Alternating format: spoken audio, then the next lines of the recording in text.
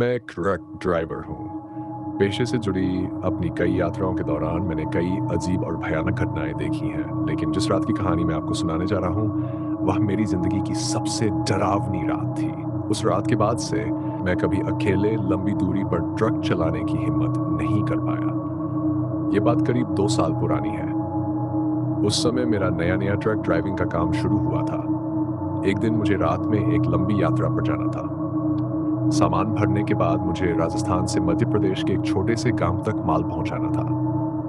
मेरा ट्रक पुराना था, लेकिन अब तक कभी दिक्कत नहीं आई थी। मुझे रास्ते की जानकारी थी और सफर का अंदाजा था, इसलिए मैंने बिना किसी चिंता के रात के करीब 10 बजे यात्रा शुरू की। रात का समय था और हाईवे पर बहुत कम गाड़ियां थीं।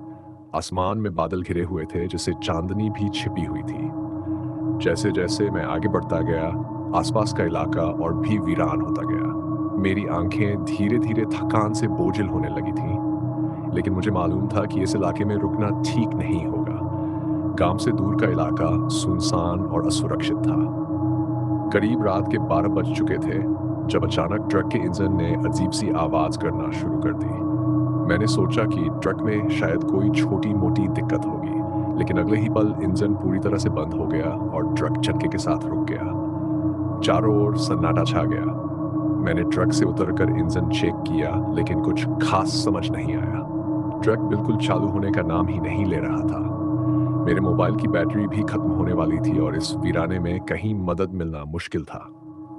रात के इस समय कोई आसपास नहीं था और न ही कोई गाड़ी दूर-दूर तक दिखाई दे रही थी। मैंने सोचा कि थोड़ी देर आराम करके फिर से ट्रक को चालू करने की कोशिश करूंगा। थकान इतनी ज्यादा थी कि मैं अपनी सीट पर बैठते ही ऊँघने लगा। शायद मुझे झपकी आ गई थी। अचानक एक अजीब सी आवाज ने मुझे नींद से जगा दिया। ऐसा लगा मानो कोई दरवाजे के पास खड़ा होकर खुरदरी आवाज में मेरा नाम पुकार रहा हो। राजेश, राजेश। वो आवाज बड़ी धीमी लेकिन डरावनी थी। मैं चौंक गया। मैंने जल्दी से चारों ओर देखा, लेकिन वहां कोई नहीं था। ट्रक के चारों तरफ सिर्फ सन्नाटा और अंधेरा था। मेरी धड़कनें तेज हो गई और मैं बुरी तरह डर गया। मैंने खिड़की से बाहर झांका, लेकिन कोई इंसान नजर नहीं आया। कुछ देर बाद जब मैंने खुद को संभालने की कोशिश की, तभी फिर वही आवाज सुनाई दी और इस बार वो पास से आई थी। इस बार आवाज ट्रक के अंदर से ही आ रही थी। मेरे पैर कांपने लगे। मैंने साहस जुटाकर सीट से उठने की कोशिश की, लेकिन डर ने मुझे जकड़ लिया था।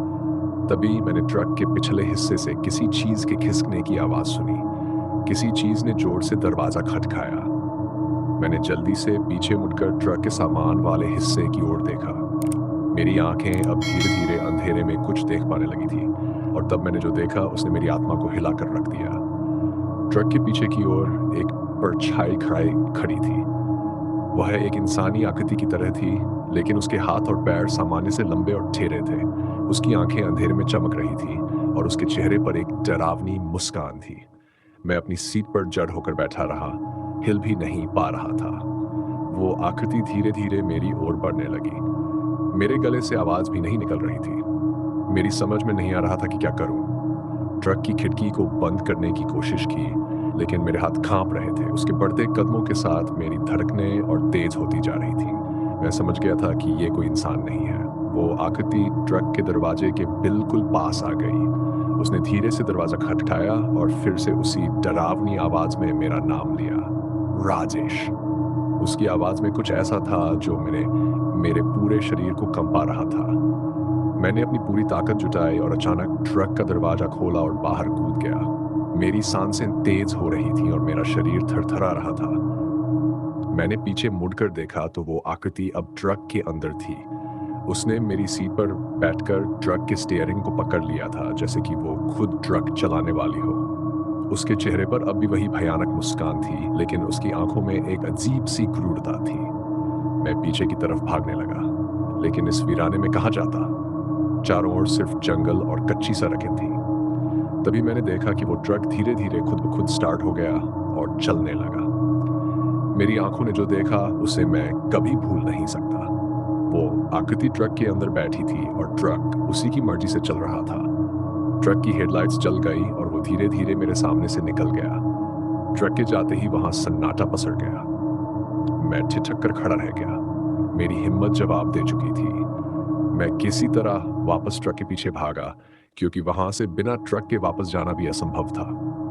जब मैंने हिम्मत जुटाकर ट्रक के पास फिर से जाने की कोशिश की, तो मैंने देखा कि ट्रक अब बीच सड़क पर खड़ा हुआ था। ट्रक के अंदर वह आकृति अब गायब थी।